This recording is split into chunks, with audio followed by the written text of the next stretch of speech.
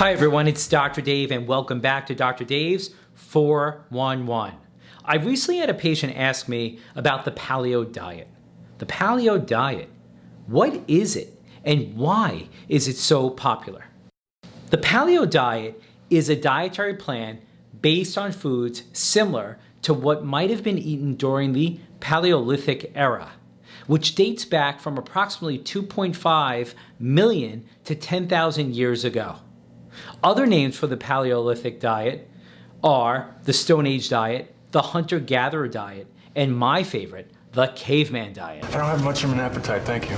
The Paleo diet's reasoning is that the human body is genetically mismatched to the modern diet that emerged with farming practices, an idea known as the discordance hypothesis. So, once farming became widespread, humans were introduced to foods the human body was not adapted for. Things like grains, such as wheat, oats, and barley, legumes, such as beans, lentils, peanuts, and peas, potatoes, dairy products, refined sugar, salt, highly processed foods in general. So what do I like about the idea of the Paleo diet? I like the fact it avoids sugar, salt, and highly processed foods. These are the enemies of a healthy, well-balanced diet and a large part of the obesity epidemic here in the United States and around the world. But I don't necessarily agree with restricting or excluding groups of foods, whole grains and legumes, which are considered good sources of fiber, vitamins, and other nutrients. Heck, I would have to give up my steel-cut oats and bean burritos. Also absent from the diet are dairy products, which can be a good source of protein and calcium. Finally, restricting whole groups of foods can increase the risk of calcium, vitamin D, and B vitamin deficiencies. One other concern of mine is the high consumption of meat. Multiple studies have shown that a high intake of red meat is linked to higher risk of cardiovascular disease, diabetes, and even death. Cost can be another issue with the Paleo diet.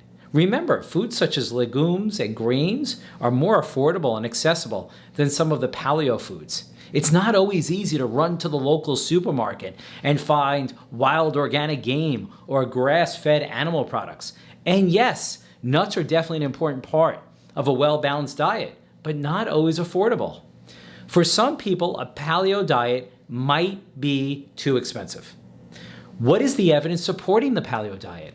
Multiple trials have demonstrated in patients at increased risk for diabetes, the paleo diet can decrease waist circumference, decrease triglycerides, decrease blood pressure. Okay, you might want to take a gander at the scoreboard.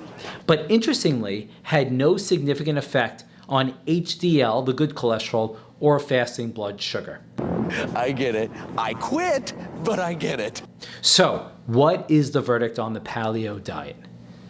A paleo diet may help you lose weight or maintain your weight. It may also have other beneficial health effects. However, there are no long-term clinical studies about the benefits and potential risks of the diet.